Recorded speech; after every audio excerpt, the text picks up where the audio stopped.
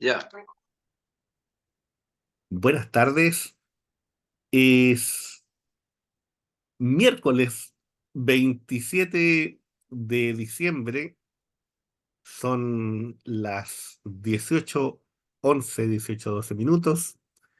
Y estamos en Crónica Digital analizando la semana política.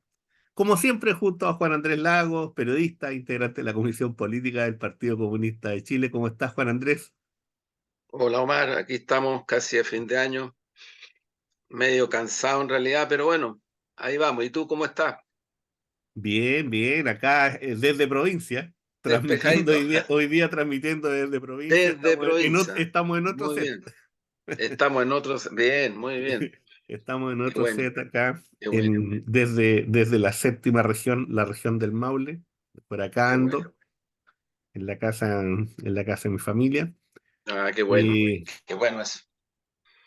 oye, Juan Andrés, fíjate que, bueno, este fin de Sí. año trae una serie de cosas a nivel internacional. Yo creo que un elemento importante es cómo se ha ido cerrando o cómo se va cerrando, ¿no es cierto?, el tema del conflicto que se está dando en Ucrania, que ya lo hemos dicho muchas veces, ¿no es cierto?, que es un conflicto entre la OTAN y la Federación Rusa, y que se da, ¿no es cierto?, en el espacio ucraniano, y cómo este conflicto ha ido decantando, ¿no es cierto?, en una serie de elementos que traen consigo, ¿no es cierto?, que hoy día, a lo menos desde la Federación Rusa se diga que la contraofensiva está detenida, y que además de eso, estar detenida, ¿cierto?, el ejército ruso avanza, ¿no es cierto?, a paso firme, no solamente recuperando territorio, sino que además colocando en muchos problemas, ¿no es cierto?, a la OTAN y al propio gobierno, en este caso ucraniano, con Zelensky a la cabeza.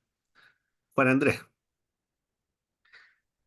Mira, ¿qué te... yo sin pretender adelantarme, pero en la línea de lo que tú señalas, Omar, creo que el año que termina y el año que comienza está marcado sin lugar a dudas por intento de invasión desde Ucrania hacia Rusia, porque eso es en los hechos y en la medida que ha pasado el tiempo eso ha quedado demostrado, particularmente en la actitud político-militar de la OTAN y del imperialismo norteamericano. Eso fue lo que marcó, tú te recuerdas, al comienzo del año que termina, Sí, pues, febrero. febrero. Ahí, ahí se desató. Y ocurre que el año que termina y el que comienza tiene una segunda expresión efectivamente planetaria, que es el genocidio, el plan de exterminio de Israel, el imperialismo norteamericano una vez más, la alianza OTAN, aunque tratan de hacerse las lesas y los lesos, pero no es así, están involucrados totalmente, eh, que es el segundo punto de referencia del planeta. O sea, es súper importante este análisis porque yo creo que esto está mostrando la crisis profunda que ha llevado al planeta la globalización capitalista, la globalización del capitalismo salvaje, la destrucción de los mínimos básicos del derecho internacional. Aquí hemos comentado otras veces, o sea, esto no tenía precedente. En Naciones Unidas vota mayoritariamente por el cese al fuego y simplemente Israel y Estados Unidos dicen no y se acabó la historia.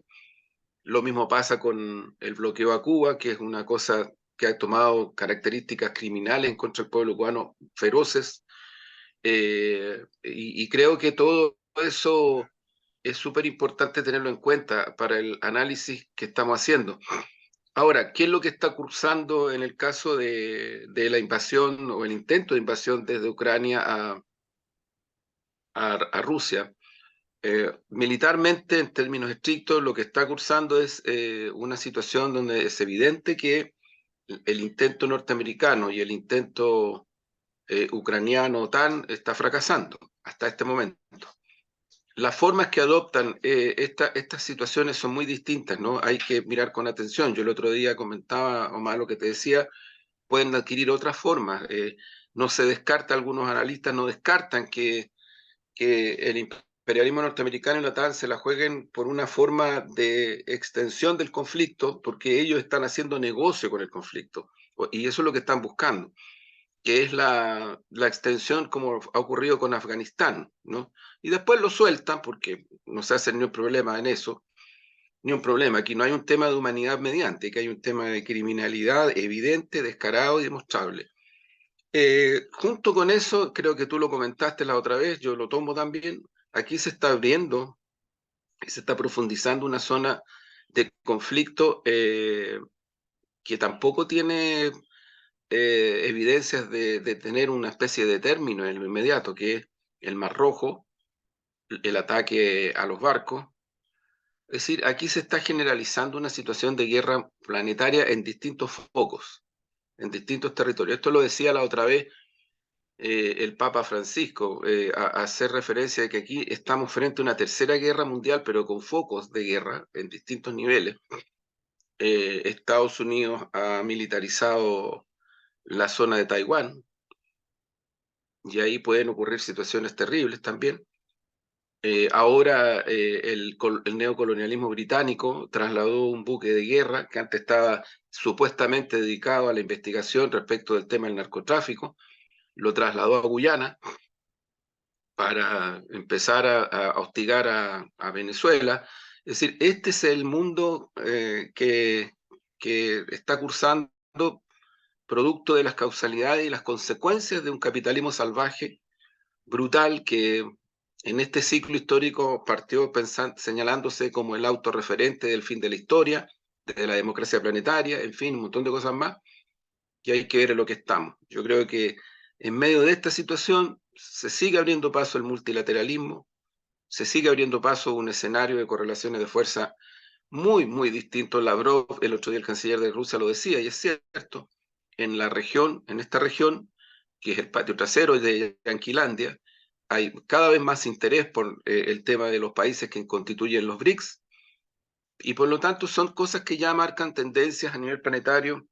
eh, yo no puedo dejar, con esto termino, Mar, de señalar lo terrible, lo dramático, lo inhumano, no sé qué palabras decir, cuando hacemos referencia a esos miles y miles y miles y miles de niñas y niños palestinos asesinados en estas últimas horas incluso y en estas últimas semanas, no tiene nombre. Esto no tiene nombre. Yo creo que la otra vez nosotros hablábamos, bueno, el imperialismo norteamericano lanzó bombas atómicas sobre Hiroshima y Nagasaki y produjo masacres multitudinarias. No tienen nombre, no tienen límite. Yo creo que en aras de su, entre comillas, libertad y su democracia, hacen todo lo que hacen. Yo le pediría con toda humildad, pero con mucha convicción, a que quienes de una u otra manera le dan legitimidad o respaldan al imperialismo norteamericano, hasta con cierta actitud de complacencia desde distancia, que por favor reflexionen en lo que está el planeta, en lo que está el mundo, producto de esta hegemonía que es la que es y que tiene las características que tiene. Si alguien quiere vivir tranquila o tranquilo, sin mirar lo que está pasando en el planeta en estos momentos, bueno, tendría que hacer un juego esquizofrénico que Eric Fromm ya lo había caracterizado bastante bien a propósito de negar la realidad.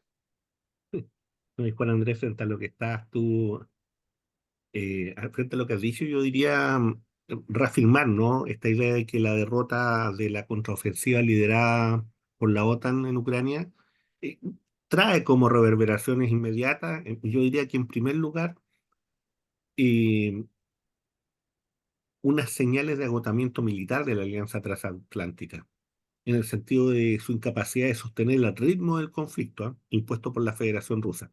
Estoy pensando en que la idea inicial era desgastar a la Federación Rusa, estirar, ¿no es Así cierto?, es, su capacidad, estirar su capacidad, ¿no es cierto?, económica y por tanto quebrarla. Y eso no ha ocurrido.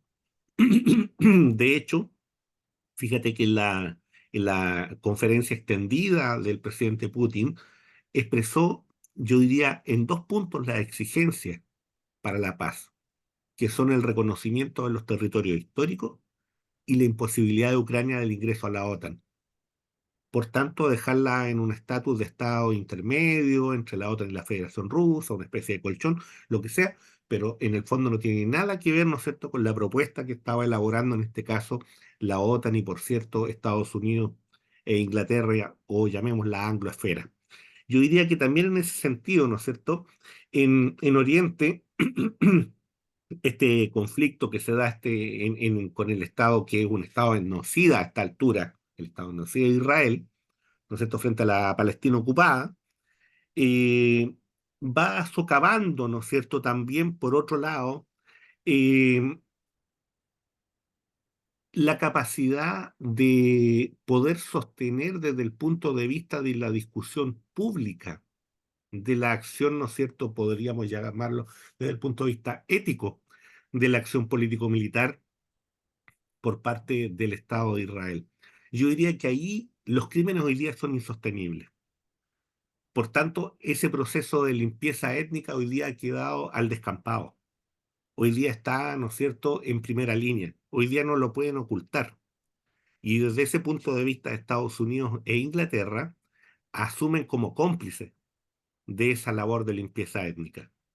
Y yo creo que frente a esas situaciones donde se van dando reacciones que son inesperadas, como la que ocurre en el estrecho de Bab el-Mandeb, ¿no es cierto?, con los hutíes yemeníes, y por tanto que se toca de uno u otro modo la logística israelí. ¿Por qué razón? Porque impide, ¿no es cierto?, el Claro, tránsito tranquilo, su distribución así es. de alimentos, y no solamente de alimentos, de otro tipo de cosas, y que eso también puede ir encendiendo en otros lugares porque pueden haber otros países que también puedan adquirir, ¿no es cierto?, la misma acción política de solidaria, en este caso, ¿no es cierto?, con el pueblo palestino.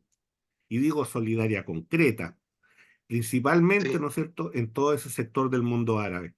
Y ahí es donde se han encendido las alarmas y hoy día se está en una situación bien, bien particular, diría yo, bien particular, muy, muy dura desde ese punto de vista.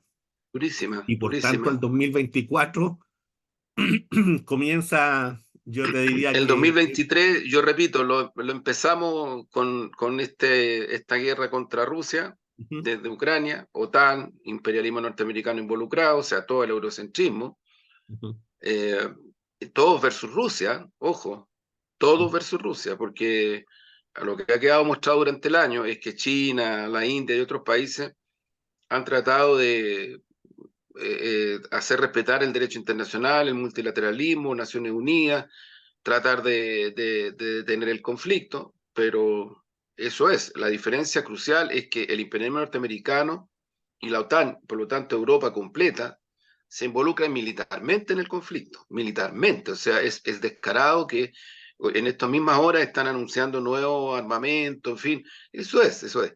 Y estamos terminando, y estamos comenzando con esta tragedia para la humanidad, porque no tiene otro nombre, terrible, y que qué metáfora más grande, ¿no? O sea, una vez más, entre comillas, país que hace 75 años no existía y que durante 75 años, con el apoyo del imperialismo norteamericano, volvemos a lo mismo, y el colonialismo europeo, prácticamente arrasado con el territorio original de Palestina.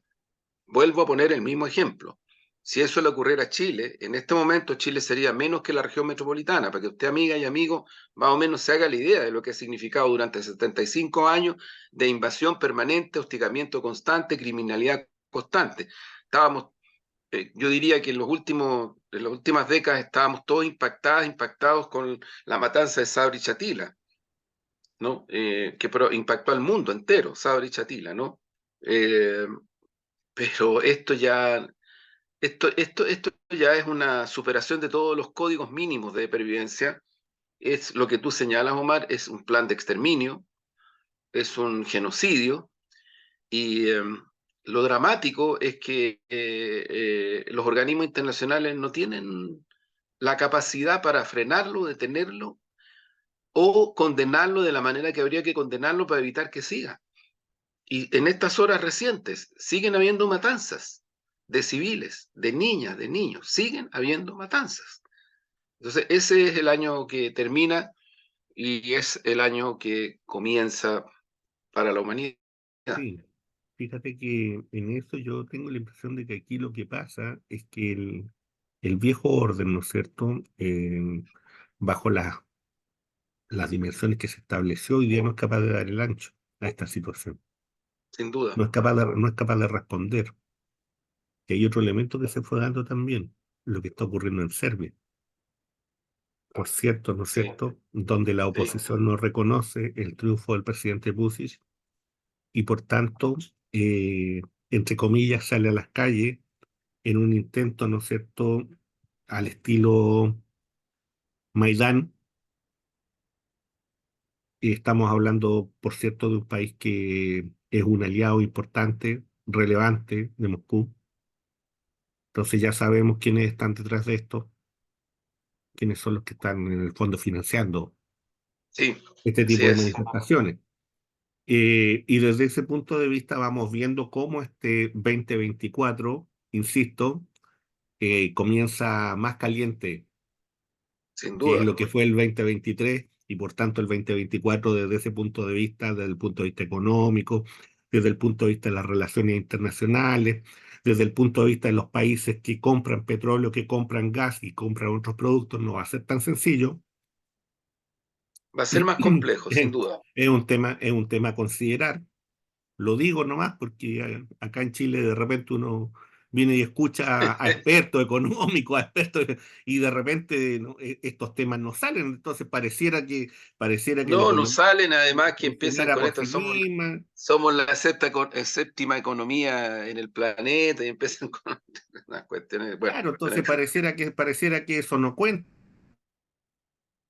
Y uno escucha y dice, bueno, no sé qué es lo que está pasando acá.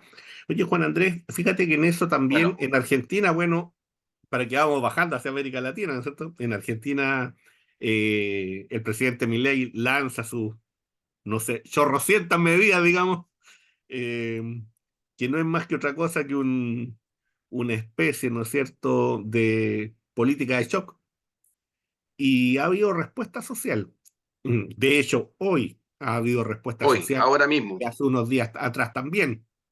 ¿Cómo ves tú eso? ¿Cuál es el análisis que tú haces, ¿no es cierto? Yo creo, sí, Omar, mira, yo creo que, bueno, lo de hoy día es importante, amigas y amigos, si usted quiere mirar videos, RT, Sputnik, Telesur, también hay todavía perviven algunos medios estatales argentinos que han transmitido, hay una movilización muy contundente de las centrales obreras en Argentina, muy contundente, al paquete de Milei. Ahora, el fondo, creo yo, el fondo es que este es el tercer intento del Fondo Monetario Internacional, el FMI, el imperialismo norteamericano, volvemos a lo mismo, por tratar de hacer lo que bien decía Vidal, vocero, en otro medio, pero lo decía muy directamente, por tratar de hacer lo que la dictadura fascista de Pinochet y las transnacionales, y volvemos, de Yanquilandia en Chile, lo hicieron bajo dictadura y bajo terrorismo de Estado.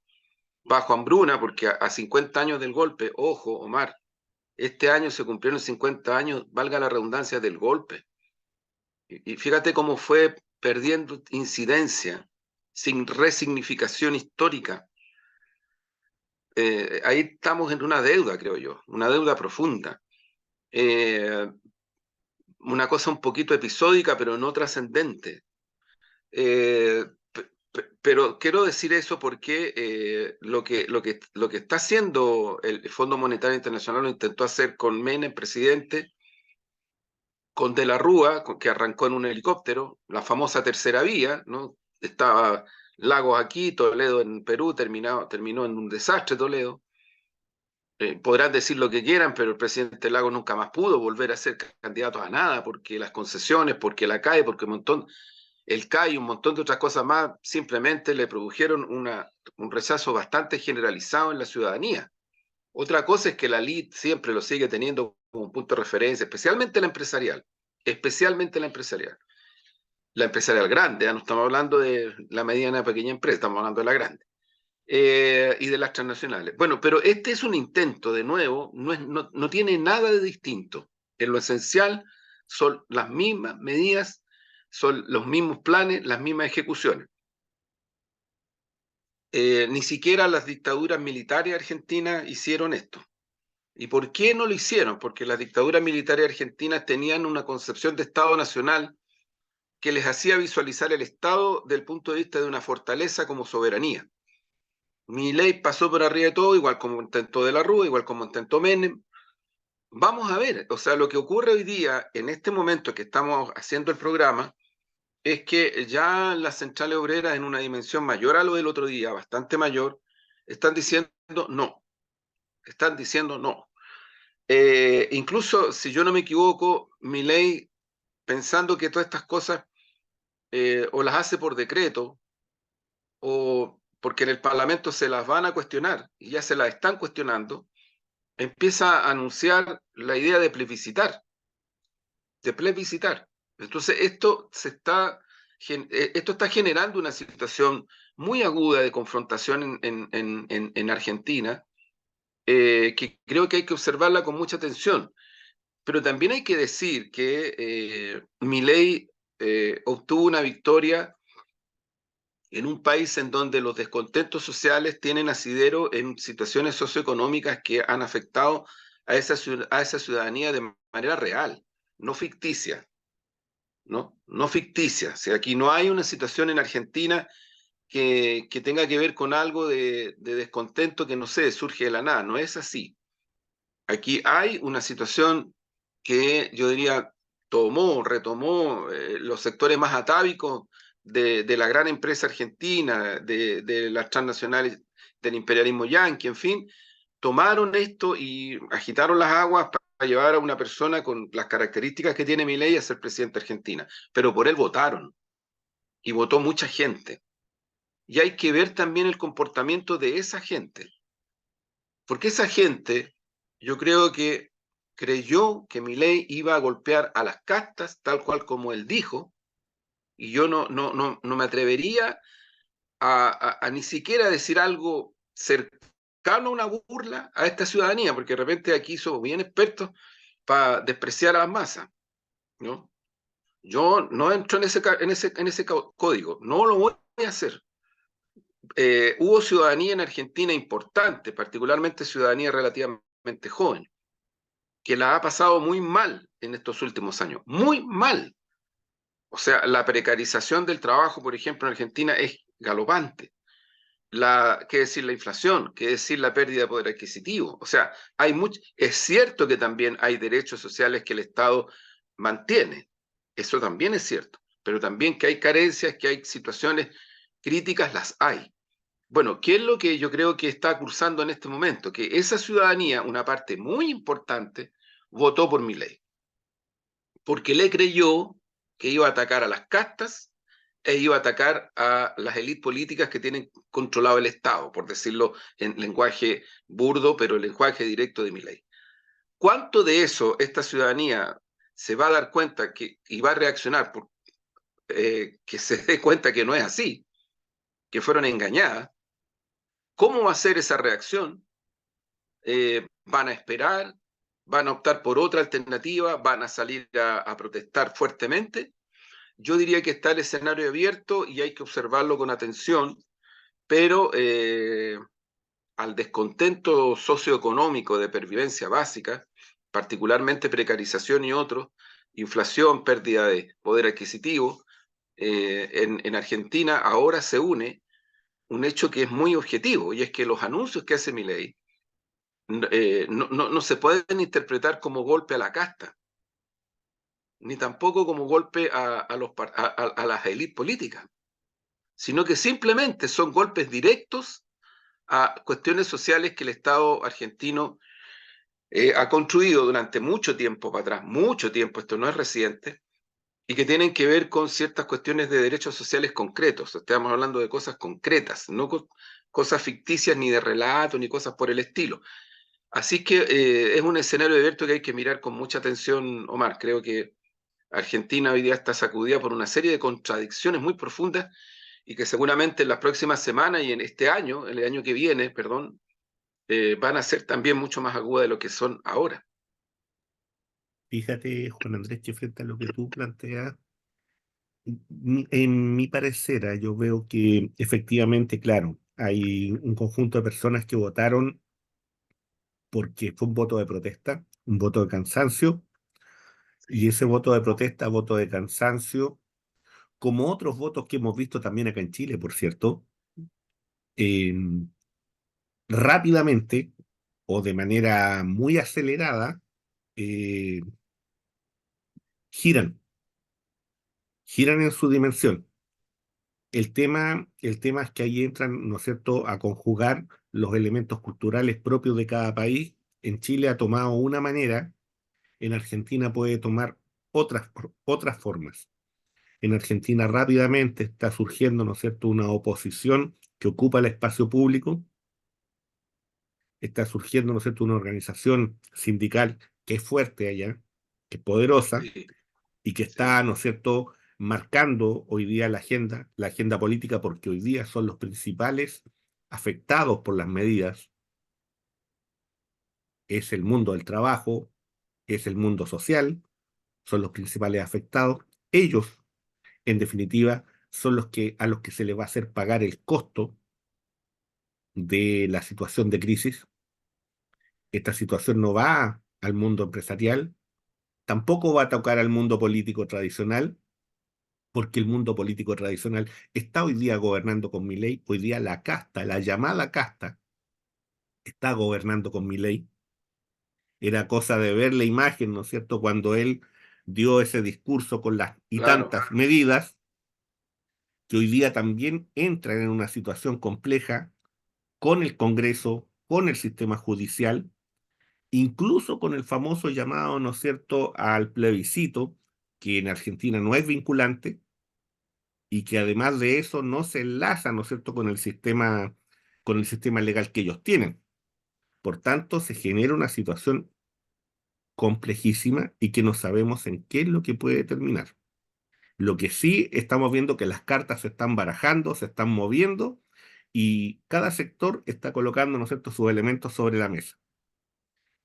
Milei y el sector que está con Milei está generando un espacio de politizar la política, de apuntar a perseguir al movimiento social, de generar medidas que son extremadamente complejas, favoreciendo el soplonaje, generando posibles, ¿no es cierto?, medidas que puedan venir a la persecución desde el punto de vista de la justicia, al alero de denuncias que no sabemos quién las dice, porque son fantasmas, porque hoy día, ¿no es cierto?, uno de estos personas que decía, recibimos 20.000 llamadas de denuncia. ¿Quién hizo esas denuncias? ¿Bajo qué consideraciones? ¿Cuáles son los elementos que las justifican? No lo sabemos. Lo que sí sabemos que escuchar a un personaje así era como cuando en Chile, ¿no es cierto?, venían estos personajes que elaboraban, ¿no es cierto?, la política comunicacional de la dictadura y lanzaban sus comunicados, ¿no? Que vamos a hacer a tanto, que tantos fueron detenidos, que la política de persecución va a ser no sé qué, que los terroristas no sé cuánto. Bueno, esto es la sí, misma claro. cosa. Oye, Juan Andrés, bueno, estamos en Crónica Digital, analizando la semana Sí, política, y pasemos a Chile, pues. Bueno, está el ambiente post-plebiscito, hay un espacio, parece que este espacio entre Navidad y ¿no? Ha sido también un espacio de reflexión de los sectores políticos, ¿no es cierto?, para asimilar medianamente lo que ocurrió hace unos cuantos días atrás. ¿Cómo has visto tú ese proceso? Por una parte, por parte de la propia derecha, pero también dentro de los sectores, ¿no es cierto?, que están en el gobierno. ¿Cómo has visto tú eso? ¿Cuál es la evaluación, las conversaciones que se están yo teniendo? fíjate ¿Cómo has visto que eso? en la medida que pasan los días, Omar, el resultado del plebiscito va generando una serie de reacciones, una serie de análisis, en fin, eso está cursando. Y era lógico porque el resultado del plebiscito es un hecho político muy importante. Eh, Cierra un capítulo. Ojo, que hay que hacer el análisis. Yo creo que en los próximos programas hay que hacer el análisis. O sea, esto viene del tiempo del estallido, de por medio pandemia, de por medio plebiscito inicial, donde se aprueba la idea de una nueva constitución, después el rechazo, eh, después viene una elección de un nuevo grupo, Y ahora esto, o sea, yo creo que hay una serie de secuencias que son muy importantes e incidentes de un cuadro que, aun con resentimiento y con rabia de algunos sectores que siguen hablando de una manera despectiva del octubrismo, Ujú, eh, o sea, lo claro en Chile es que una vez más, porque esto no es nuevo en la historia de Chile, una vez más las multitudes inciden y generan una situación que obliga al sistema político, a la élite, al gobierno, al parlamento, a la administración de justicia a reaccionar, pero dando una suerte de redireccionamiento, buscando una fórmula, en fin. A mí me ha quedado muy grabado lo que Michelle Bachelet develó a propósito de su conversación con Piñera, cuando Piñera en medio del estallido la llama, y ella dice, bueno, que el presidente, que Piñera le había dicho, voy a reponer su proyecto de nueva constitución, y la respuesta de ella es, no, ya no hay, no, pasó la vieja de esto, no hay espacio. Aquí en Chile lo que hay que hacer es una asamblea constituyente. Y le guste o no le guste a las élites, ¿no? Atávicas, temerosas de las multitudes, ¿no? A propósito de Tony Negri, las multitudes. eh, eh, bueno, las multitudes generan una situación, no necesariamente que tuvieran como impulso direccionado, porque ahí no había vanguardia. Y eso, ojo, no creo que se le pueda achacar a las multitudes. Ahí viene un tema para los partidos políticos, especialmente los transformadores, los emancipadores, qué sé yo, porque no había vanguardia, pues. No había vanguardia. Y en los procesos emancipadores especialmente, eh, ocurre que esto es una situación que tiene las características que tiene. Bueno, y estamos terminando el ciclo con este resultado, y por lo tanto hay que proyectar qué ha significado todo esto. Por otra parte, yo creo que el resultado es un respiro, no es más que eso, es un respiro a la coalición y al gobierno, es un respiro. Por cierto que ha generado un cierto grado de ruido en la derecha, para republicanos, pero rápidamente yo diría que ya esto de que vayan a tener acuerdo por omisión no es ninguna novedad, Omar. Esto no es producto del resultado del plebiscito, si esto lo tenía antes. El acuerdo por omisión para enfrentar las municipales viene de mucho antes, entre republicanos, la UDI, Renovación Nacional, incluso Evópolis. Por tanto, no nos pasemos películas, no nos pasemos más pueblos para adelante. No le busquemos interpretaciones que derecha democrática versus derecha, porque eso no existe. Eso es así de simple, no existe. Distinto es, yo vuelvo a insistir que hay que siempre dialogar, siempre influir, eso es otra cosa. Pero por favor, a estas alturas de la vida política chilena, con la situación que hay de crisis, de disonancia tremenda entre el sistema político, los partidos y una parte muy significativa de la ciudadanía, yo creo que hay que empezar un poquito, tomo la frase del presidente Boris, un poquito la pelota al piso, un poquito la pelota al piso, un poquito la pelota al piso, porque si no, esta cuestión no vamos a chuntarle nunca, va a ser muy complicado ese fenómeno. Digo esto más porque yo creo que si hay algo que ha quedado en evidencia es que hay millones de personas, millones. Lo hemos dicho otras veces, yo lo reitero, se habla muy poco de esto, que votan por voto obligatorio, si no, no votarían. Y que van a seguir siendo determinantes en los resultados electorales que vienen para adelante. Totalmente determinantes. Ah, pero hay algo nuevo. Ahora, en las municipales, es la primera vez que van a votar por personas. Esos 5 millones. Es la primera vez. Hay otras, sí, pero era un proceso, perdón, era un proceso constituyente. Ahí también votaron por personas, es cierto, pero es totalmente distinto a las elecciones municipales. Totalmente distinto. Por tanto, yo creo que aquí hay una medición de fuerzas que viene, que va a ser muy determinante en lo que viene después, elecciones parlamentarias y presidenciales, ni más ni menos. Entramos a una dinámica compleja, intensa, que va a marcar el año que viene totalmente, en un contexto de situación socioeconómica, por lo menos mi diagnóstico, es que las cosas no están buenas para la ciudadanía, ni para estos 5 millones, ni para otros millones de personas, no están buenas, están malas desde el punto de vista socioeconómico, desde el punto de vista de las carencias, están malas. Y a eso incorporo el tema que para la ciudadanía es el más relevante en este momento, el más grave en este momento, que es el crimen organizado y el narcotráfico. Y yo creo que ya esto no da más, no da más. O sea, yo creo que cualquier concepto de gobernabilidad real, más allá de decir sí, estamos en una crisis, es aplicarse para incidir fuertemente en términos de frenar y destruir esta grave amenaza al Estado chileno que es el crimen organizado y que es el narcotráfico.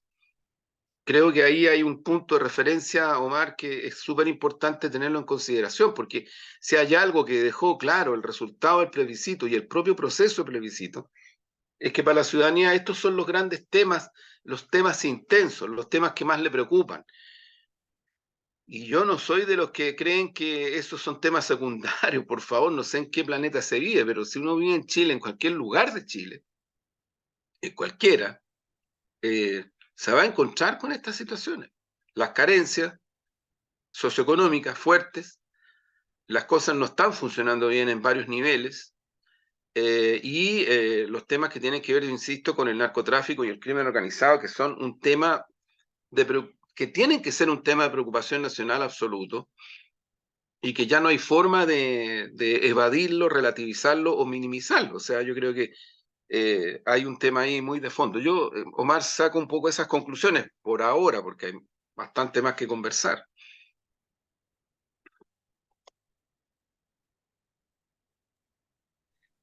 Juan Andrés, fíjate que, bueno, en relación al cuadro que tú estás planteando, ¿no? Yo añadiría o agregaría o lo que sea, mira, vería en primer lugar que a mí me parece que si uno pudiera venir y definir el año, uno diría que así como hablamos a nivel internacional de cómo se iniciaba, ¿no es cierto?, el 2023 y cómo está terminando, yo diría que el 2023 en Chile es el año en que el pueblo votó y se expresó, y se expresó de la manera que lo hizo. A lo mejor podría ser el año de los 5 millones, El año de los 5 millones. el año de los 5 millones. Y hay alguien que dijo una frase que es muy real. El pueblo chileno no quiere vivir peor. Claro, Fíjate, no, claro. no es otra cosa, no quiere vivir peor. No quiere vivir peor, sí. Yo fíjate que eso, Eso es el en contra. claro, yo partiría con eso. Este es un año en que el pueblo chileno se expresó, lo hizo de la manera que lo hizo, y las interpretaciones habrá que tomarlas y cada sector político sacará sus conclusiones de eso. Yo diría una segunda cosa. eh, Luego del 17, como dices tú, hay un respiro, y por otro lado también, ¿no es cierto?, hay en el fondo un frenazo a, a un proyecto elaborado por ciertos sectores de la derecha que venían a pie muy firme, no solamente desde el punto de vista, ¿no es cierto?, de frenar cualquier acción del gobierno, sino que ya derechamente, ¿no es cierto?, pensando en un gobierno corto, para decirlo de manera elegante. Yo creo que esas pretensiones de algunos sectores hoy día quedaron sepultadas y que hoy día, además, la propia pretensión de esos sectores amparados con otro, porque se sumaron a eso, no pueden decir que no, se estuvieron ahí. En el fondo es su sueño también, lo que pasa es que ellos no lo expresan de esa forma. Eh, Esta propuesta constitucional que fracasó, ¿no es cierto?, apuntaba a un mundo que ellos quisieran. Y ya sabemos cuál es el mundo que ellos quieren, qué es lo que ellos pretenden. Y la ciudadanía también lo tiene claro, y las mujeres lo tienen claro, y los sectores de los pobres también lo tienen perfectamente claro. O sea, conocemos, ¿no es cierto?, cuál es su ideario, qué es lo que ellos Sí, pretenden. sí, ¿Sí? sí, Ellos estoy muy de pretenden acuerdo. una especie de Milei, ¿no es cierto?, con un tablero constitucional. Eso es lo que ellos quieren. Eso es lo que Muy ellos de quieren acuerdo, para sí, Chile y sí, sueñan con eso. sí. Y ojalá, y el mundo empresarial también pensó en eso. Sí, Porque claro. El mundo empresarial se la claro, jugó porque era entera. una constitución que les acomodaba y ellos lo dijeron. O sea, expresaron públicamente Y eso sirve, ¿no es cierto? Ese es el elemento, yo diría, central de este momento político. Se abrieron las cartas, se mostraron, ¿no es cierto?, las opciones, y luego, ¿no es cierto?, cada otro sector ha ido también elaborando su política a propósito, ¿no es cierto?, de lograr el triunfo del en contra, que no se puede capitalizar necesariamente por el gobierno, pero que sin embargo, en este respiro te permite jugar como lo hemos dicho, como lo dijimos en el programa anterior. Permite hacer un segundo tiempo de mejor manera. Permite no solamente colocar la pelota al piso, sino que también se permite armar algunos pases. En el fondo, insisto, entrar a la cancha con alguna disposición de algo. La pregunta ahí, y Juan Andrés, yo diría que es desde el punto de vista del gobierno y de los sectores del gobierno, ¿cómo se ve, ¿no es cierto?, la agenda corta? Estoy pensando una agenda, ¿no es cierto?, de aquí a 3, 4 meses, porque se han planteado una serie algunos proyectos de ley, habrá que ver cómo funcionan, habrá que ver qué es lo que pasa, ¿no es cierto?, en el Congreso y qué es lo que pasa en las conversaciones que se van desarrollando al alero de esto. ¿Cómo tú ves eso? Estoy pensando, ¿no es cierto?, en el proyecto de pensiones y en otros que pueden ocurrir y que pueden Es que cursar sabes lo y que que son pasa, tan claro, necesarios. sí, Omar, mira, yo creo que para cerrar nuestro programa de hoy, yo lo dejo como reflexión abierta. Eh, yo creo que, yo insisto, y estoy de acuerdo contigo, si uno mira el proceso del año, incluido el plebiscito reciente, las urgencias de la ciudadanía son las que son. Y yo creo que un gobierno democrático tiene que reaccionar frente a eso, no puede no, o sea, el gran problema de los gobiernos, del pacto transicional en Chile en los 90 en adelante, de los gobiernos que cursaron en ese periodo, salvo Elwin, una parte de su gobierno que la ciudadanía esperó porque sabía que había una complejidad muy fuerte ahí, pero el gran problema de fondo estructural de todos esos gobiernos, obviamente incluidos los de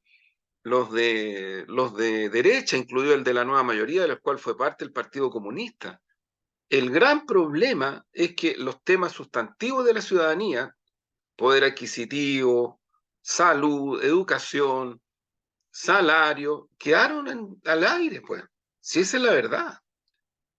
Esa es la verdad. O sea, alguien puede decir, pero bueno, usted está planteando algo extremo, algo que no es real, algo que porque aquí se han hecho cosas. Y puede decir, mira, el típico argumento que yo he escuchado desde los 90 en adelante, insisto, después de un cierto tiempo, es que poco menos que somos, no sé, pues como dicen ahora, la séptima economía mundial, somos no sé qué cosa. Entonces, el mundo es tan malo, está tan mal, que si queremos comparar a Chile con el mundo, estamos súper bien, o estamos bien. No estamos tan mal, qué sé yo, hay distintas fórmulas. Y yo creo que el indicador para analizar una situación como esa es la situación de vida de las personas, de la familia, de trabajadoras y trabajadores. O sea, por algo conectó con la ciudadanía el hecho de que el texto eh, ponía en riesgo la posibilidad de perseguir el delito del narcotráfico y el crimen organizado en general. Le quitaba derechos a las mujeres, le quitaba una parte importante de las contribuciones que financian programas sociales de los municipios. Eso fue lo que hizo reaccionar a la ciudadanía. Entonces yo creo que no es que esté tan enredado el escenario. Lo que pasa es que la élite política en Chile, en general y transversalmente, le encanta para justificar incluso su propia existencia enredarse y enredar. Y yo creo que estamos en esos tiempos en los cuales la ciudadanía no va a esperar mucho, porque no puede esperar mucho, o sea, no quiere ni puede. No quiere ni puede. A mí me parece que en ese sentido, Omar, los temas que tienen que ver con la pervivencia están a la orden del día. Y tomando lo que tú decías, esto implica un giro en la política económica coyuntural, esto implica un giro en la política económica táctica. Si sabemos que la derecha tiene una correlación a favor en el Parlamento y ya volvió a decir que ellos van a ir ahí con mucho cuidado mirando lo que se hace, en fin, y van a ir poniendo cortapisas. Entonces también nosotros tenemos que develar esa situación para que la ciudadanía entienda que si hay cosas que no se aprueban en el Parlamento con la urgencia que se requieren, es por culpa de la derecha. O sea, porque si no, tampoco la ciudadanía tiene siquiera los elementos para poder darse cuenta de lo que está cursando. Porque no hay una comunicación con la ciudadanía en ese sentido. Hay más bien una suerte casi como de querer proteger a la derecha. Es bien complejo, ¿ah? Y me hago cargo absolutamente de lo que estoy diciendo. Claro, pues si lo que pasa es que de los 90 en adelante, aquí lo que hubo fue el pacto transicional se caracterizó por una política de los acuerdos, por una política de democracia en la medida de lo posible, por una política de cogobierno. Y el efecto que tuvo eso en esta ciudadanía es nefasto. Es nefasto desde el punto de vista de supervivencia socioeconómica, supervivencia desde el punto de vista de derechos sociales, en fin, todo lo que hemos conversado muchas veces. Yo creo que eso tiene tiempos limitados y en eso estamos en este momento, creo yo. Oye, Juan Andrés, bueno, vamos cerrando este Vamos al... programa del día 27. Ya nos veremos en el 2024. Desearle a quienes ven este programa, a quienes nos han acompañado durante todo este tiempo, bueno, que hayan tenido una bonita Navidad y que el 2024 sea muy bueno para todos quienes estamos acá, ¿no? Ojalá para Chile también muy bueno. Y Ojalá. decirles que este 2024 también viene consigo, en el caso mío, miren, bueno, esto no se ve tan claro, Mira, lo no se tenía ve tan guardado, claro, ¿ah? pero aquí Lo está, aquí hay tenía un guardado. librito que se llama Todo por Nada Todo por nada. o El halago de los instintos, que es la primera Oh, novela, que es la primera felicitaciones, novela, por Omar. cierto. Está, Felicitaciones. sí, está con la editorial Suramérica. Me imagino que ya en los primeros días de enero va a estar más en la lógica de distribución. Así que, bueno, en el mismo programa le voy a dejar ahí el link por si acaso Eso, alguien eso. quiere. Tenemos que ahí hacer una difusión para que se conozca, pues. Sí, sí, sí, sí. Felicitaciones, Pero, Omar. pero en eso estamos. Y como no ando con ningún poemito hoy día, sí lo que voy a hacer, voy a leer un primer párrafo Buenísimo, de un buenísimo. capítulo cualquiera. Nunca me gustaron los diarios de vida. Sin embargo, creo necesario iluminar algunas cosas y otras prefiero dejarlas en la oscuridad. No habrá fechas y solo cuando sea necesario citaré algunos nombres. Dejo esto en claro para quien tenga acceso a estos apuntes, aunque suena mejor decir notas sueltas, pues escribo tratando de explicarme con la calma del tiempo los acontecimientos de aquel entonces. Qué bueno, Así qué bueno. nomás, Vamos a leerlo con mucha atención. sí, Excelente, pues, Omar. Felicitaciones una vez más. así que Buenísimo. así estamos. Que estén muy Ahí bien. No estamos. olviden suscribirse al canal. Si pueden Sí, comentarlo y mejor sería si lo compartieran. Sería un grato es. y felicidad también sería. Eso. Ya, Que estén Omar. muy bien. Chao, Felicidades. chao. Nos vemos. Chao, Chao, chao. chao.